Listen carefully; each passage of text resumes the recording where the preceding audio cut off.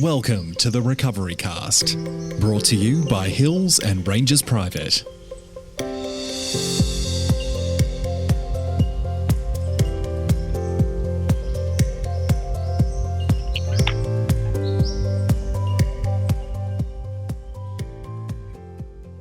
Welcome to the Recovery Cast, brought to you by Hills and Rangers Private. My name is Alexis, and I'm a former alcoholic and addict, now in recovery. The Recovery Cast is a podcast created by people in recovery from alcoholism and addiction for people in recovery from alcoholism and addiction.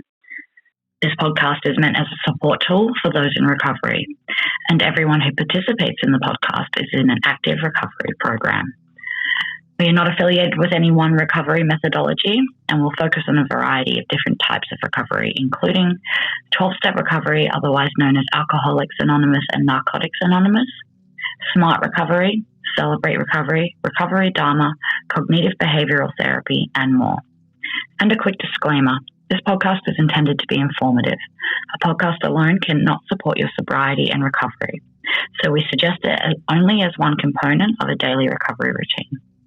For more information on what recovery is, go to www.rehab.melbourne. Hi. Hi. Yes, indeed. Alrighty. We've got another sort of a what do we talk about on this? It's a reading from the Daily Reflections book from Alcoholics Anonymous, and it is another one about sort of anonymity in a way. So we'll talk about this and sort of discuss all the things that come up. It's called Active Guardians, and it goes like this. To us, however, it represents far more than a sound public relations policy. It is more than a denial of self-seeking. This tradition is a constant and practical reminder that personal ambition has no place in AA. In it, each member becomes an active guardian of our fellowship. 12 Steps and 12 Traditions, page 183. The basic concept of humility is expressed in the 11th tradition. It allows me to participate completely in the program in such a simple yet profound manner. It fulfills my need to be an integral part of a significant whole.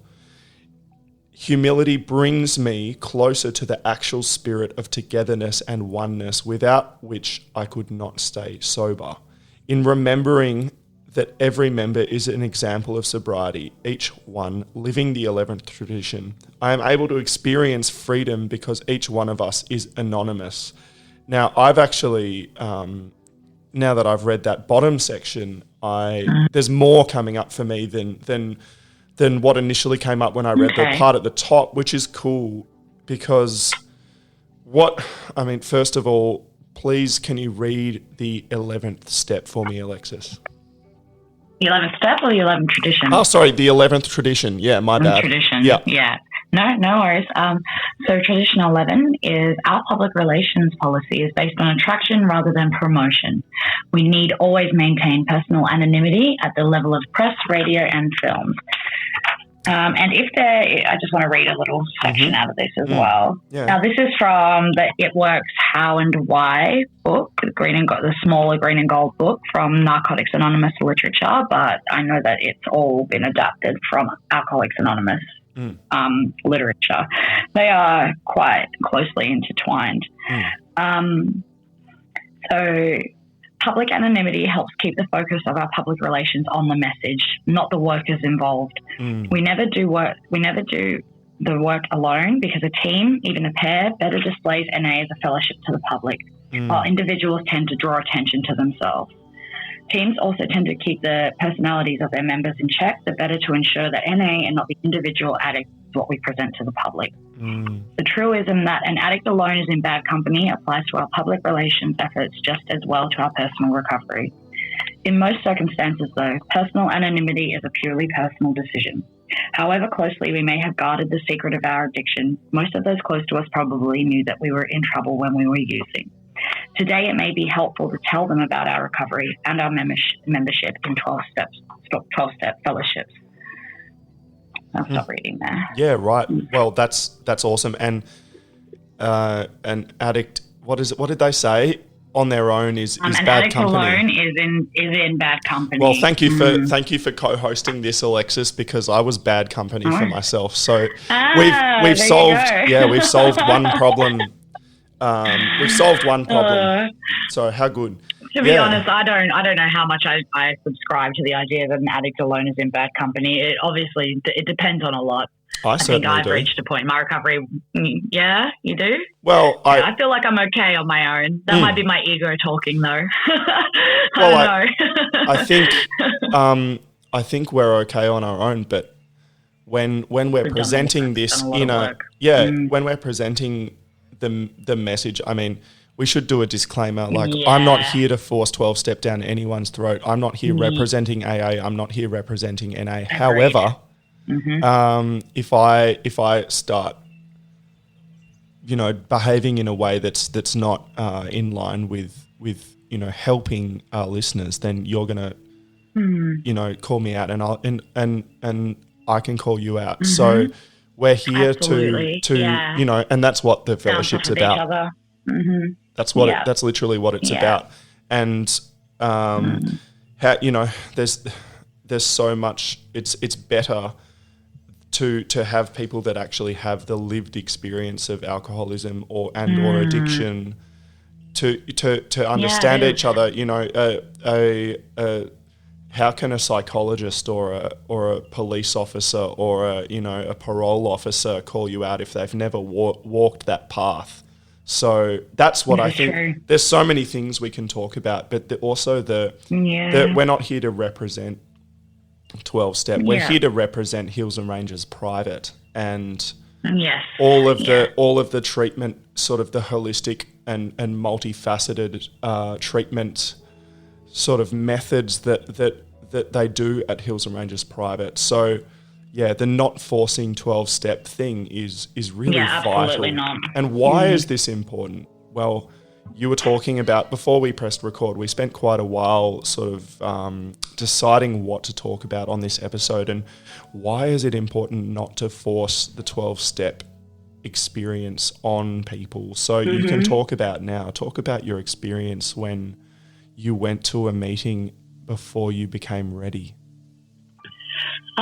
Okay, so I used for a very long time, and I kind of reached a point before I really attempted to get clean where I had enough. I was so tired. Like Ollie, I was so tired. My life had been drained out of me, and I had really making a mess of things. Sick and tired of being sick and tired. Yeah. Yeah, I was. Yeah. And I knew that I was heading towards going to jail. I was already in quite a bit of trouble with police, and I knew I didn't have very many chances left, but I still wasn't really taking any of that seriously.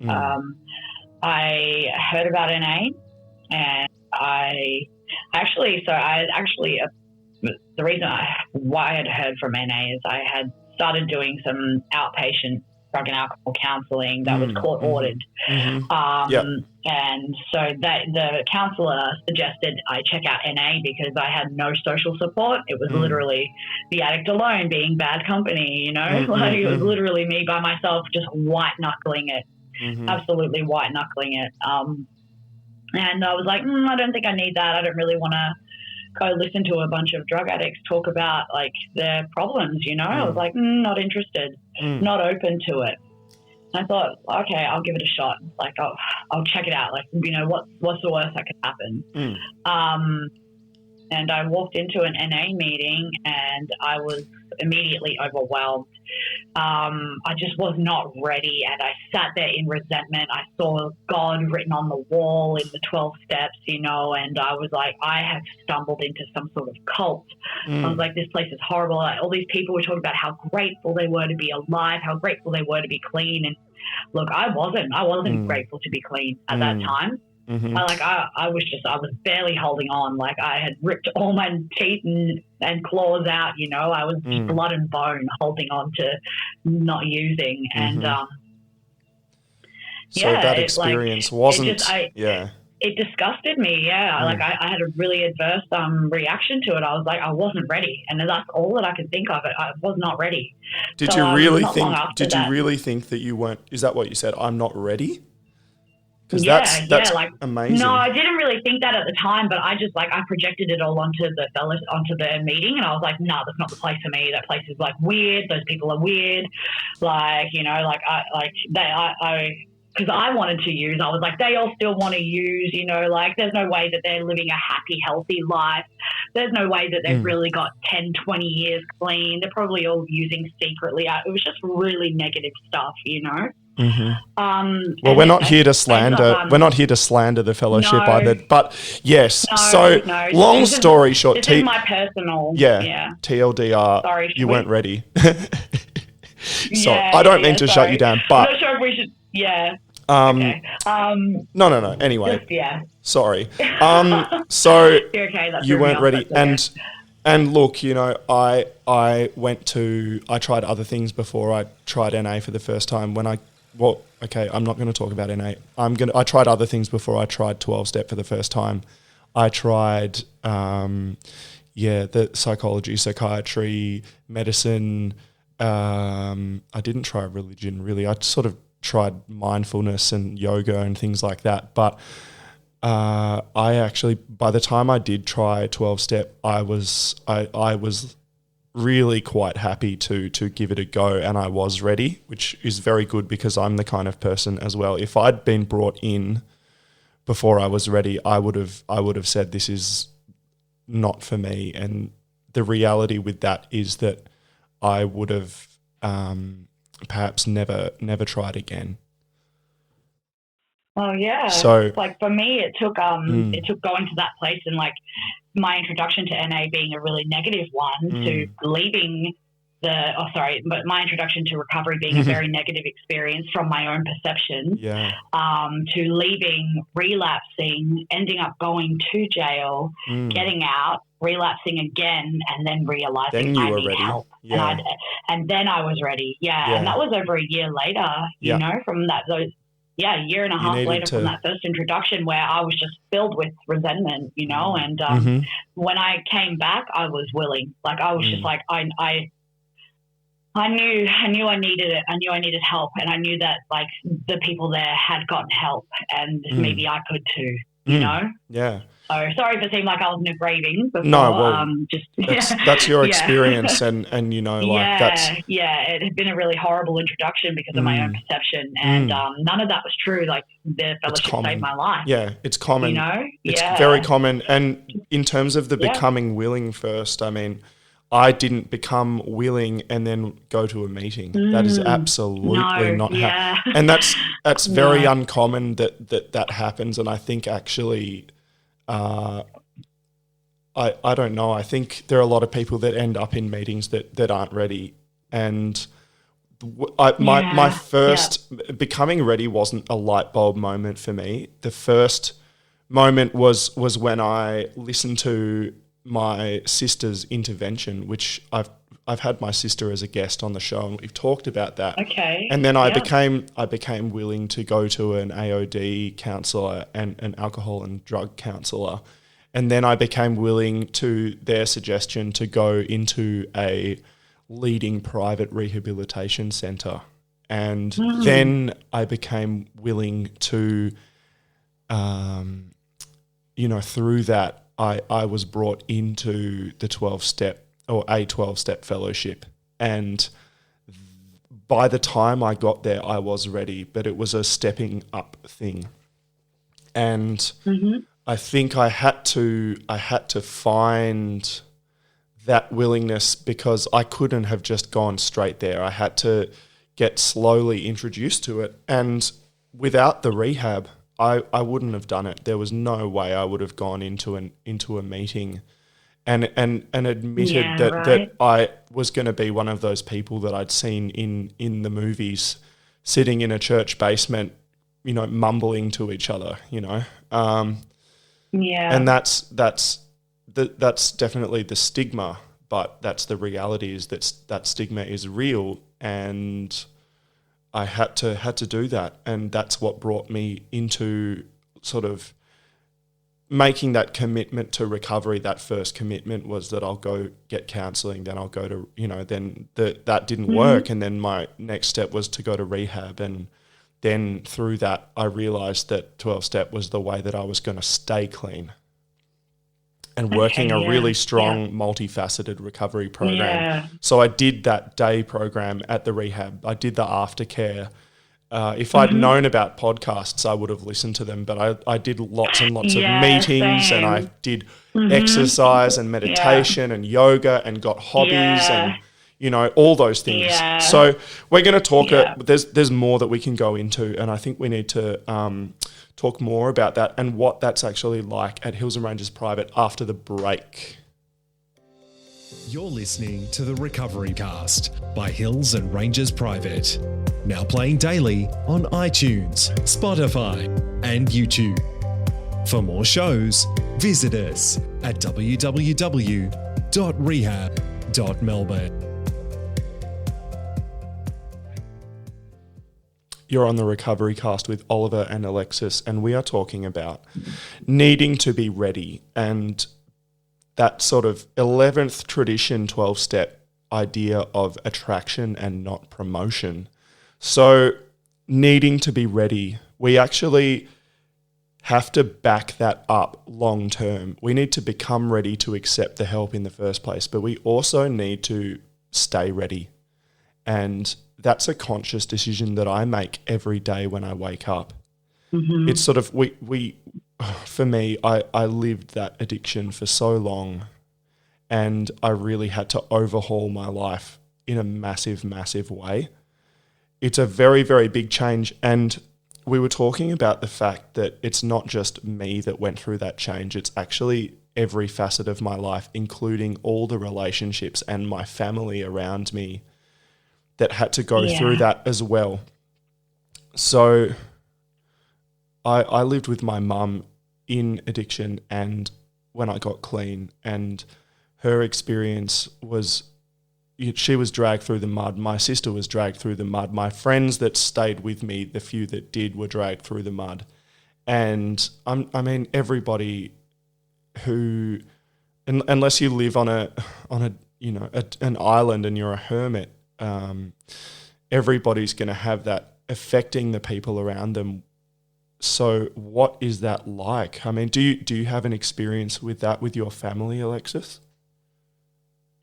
No, I don't have that experience with my family. My family are still very much in a negative space. And I have zero to no, like pretty much no contact with all of my family members because they are either drug addicts or alcoholics themselves. So speak to a couple, a couple of cousins and my nan, and that's it. That's a really, really common thing, and I think that's something that I mean, regardless of whether you have contact with your family or not, you have to live with that. We all have to live with our families, whether they're there or not. We have to live with I have to accept them for what they are. And for me, my mum had to meet with the counsellor at the rehab and learn a lot of things as well. And, it sounds like you had to learn a lot of things about how to deal with your family. And I did. Sometimes I think it's a matter of self-preservation for you, perhaps. Absolutely. I was about to say something like that. Like for me, especially like after I had a couple of months of clean time up and my head started to clear, I really took into account that if I wanted to save my life and I wanted to recover, I had to cut out some of the most toxic aspects. And unfortunately for me, in my personal circumstance, that was some of my core family members, my mother and I haven't spoken for years, but it's unfortunate, but there's just no way where I see her being ready or at a space within herself where she's healthy enough for me to allow her back into my life. And I'm at a stage where I'm not willing to risk my recovery or my current emotional state by allowing someone like that, in. And I'm sure a lot of listeners have experienced something similar, whether they've been cutting people out or they've been the one cut out. Sometimes we have to do that because we need to save ourselves. Yeah, or whether you're like it's me. It's painful. It's never easy. Yeah. Yeah. My mum's a 67-year-old teetotaling yoga freak that is the exact opposite of someone with addiction, and she lives 1 kilometre away, and she comes over, and how diverse. However, we're both in recovery, and that's the thing, is that there will be people with families, and there will be people that of all situations who are dealing with it. And what's important is that we need to sort of take this into account, that it's not just us in recovery, it's actually people around us that we have to learn to live with or without, and they have to learn to live with us as well, or without us. And what I was going to sort of get onto is the head of counselling at Hills and Ranges Private, Raya. She works with the families and partners of guests at Hills and Ranges Private. And the reality is that when I got home, or when I was leaving the rehab that I went to, the counsellor said to my mum that your son has undergone this massive, massive change, and not only is he going to have to learn to live with you, you're going to have to learn to live with him, and there will be stresses and there will be things that will be ongoing, that you need to put boundaries up. He needs to put boundaries up. If he relapses, you need to kick him out. If he gets aggressive, you need to call the police. There's all these boundaries that need to go into place. And I think it's really, really scary, because there are family members that will think that when their loved one comes home from rehab that they're going to be cured, and that everything's going to be absolutely peachy because they've just, they're not an addict anymore, they're not an alcoholic anymore, they're clean, they're sober, problem solved. And the reality is that that's not true in my experience, and that's not true. I've had a chat with Raya about this, and she's going to appear on one of the episodes, so we will both get to chat with her about what that's like. But I mean, that's why Hills and Ranges Private is such a all-encompassing and holistic rehab, because it's not just the kind of treatment centre that swallows you up, gets you detoxed, and then spits you out without having learned anything. They go as far as to help the families and the loved ones, the wives, husbands and children of the client, and helps them learn to live with each other. And honestly, for me, there were times where, family arguments, I mean, of course, and this would, you had to put these things in place for your situation, that there are family interactions that are incredibly risky for people in recovery. Triggering. Yeah, triggering stuff. Absolutely. And I hear that all the time, because it's just that human interactions just are up and down, and that's the way it is. Life on life's terms is all about that, and we have to learn to live with that, and we have to learn to make that decision. And I think for me, the longer I stay in recovery, the longer I work things out for myself. And learn to, and it sounds like the same situation for you. And it's just this experience of personal growth and understanding of myself and what to do, what not to do, things that are dangerous, things that are good. And we build our own recovery routine and our own recovery program. It's trial and error, and it's never, always super straightforward. No, and things are, everything is open to interpretation, and things are open to change, decisions that I've made to protect myself and my recovery at this point in my life, like I have hope for the future. I have hope that my family members who are unwell do get well. Like I've actually joked around with an uncle who often calls me when he's absolutely drunk, like he's drunk out of his mind. And I always tell him I'm gonna 12-step him. I'm gonna take him into an AA meeting. I won't, but I like to kind of plant the idea. And there is help out there. Yeah, it's not even it's if it's it that ever happens. It's that moment that he becomes ready. You know, you can't do that. absolutely. You can't do that for No, him, and that's no. really hard to watch. I mean, it sounds like It you're on the other end where the families are, as well as having that Yeah. experience yourself. Yes, very much So so. And it's we- a curious place to be. Well, I mean, it's actually probably quite. It's incredibly difficult, and I think my mum probably suffered Yeah. more than I did to watch her own flesh and blood. You know, her only son that she loves so much go through that Yeah. suffering. When the families might often think, well, why doesn't he just stop? It's a problem. Yeah. Why can't he Yeah. stop? And it's so baffling for someone who doesn't understand. And that's what that's what Hills and Ranges Private helps families to do, is to understand and learn Yeah. to live with each other and heal together. Which is fantastic. Which is what I've done. You know, having that, having that group sort of mutual therapy is just, I think it's an incredible thing to offer and an amazing thing to be able to do with your closest family members, especially those who, you, like, as you said, like, it would have been incredibly painful for your mum to have to watch you go through that. And I'm sure she would have made it to your amends, and what a way to make amends than to go through counselling with her. Like, that's fantastic. Yeah, she's on my living And an amends incredible amount of list. growth. Yeah. Yeah. My amends to her is to treat her right, never take money Yeah. from her, and do all that stuff. And it's her birthday in a few days, and I'm buying her a bike. Ooh. Yeah, and I would never. Yeah, I really? would never. That's so good.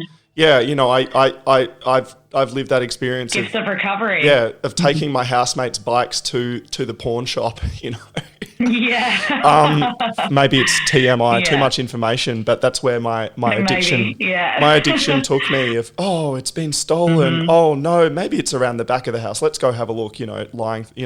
That's where my addiction took me. And look, I mean, there is hope. Look at me now, Mum. There is hope. Here's a There bike. is hope. Here's a bike that I actually saved up for. And look, back on topic. If you're a family member of someone who's going through this, then jump on www.rehab.melbourne, or you can call up on 1800 422 711, and the staff, and particularly David at Hills and Ranges Private, will definitely sort of answer any questions that you need, because it's a very, very complex thing, as we all know. So yeah, look, thanks again, Alexis, for joining me on the show. Fantastic. Thank you. No worries. All right. Yeah, you've been listening to another episode of the Recovery Cast, proudly brought to you by Hills and Ranges Private. We hope that has shed some light on this incredibly complex situation and illness that is addiction and alcoholism. And until then, hold on to hope, and we'll see you on another episode soon. Cheers. Thank you for listening to the Recovery Cast. For more, visit us at www.rehab.melbourne.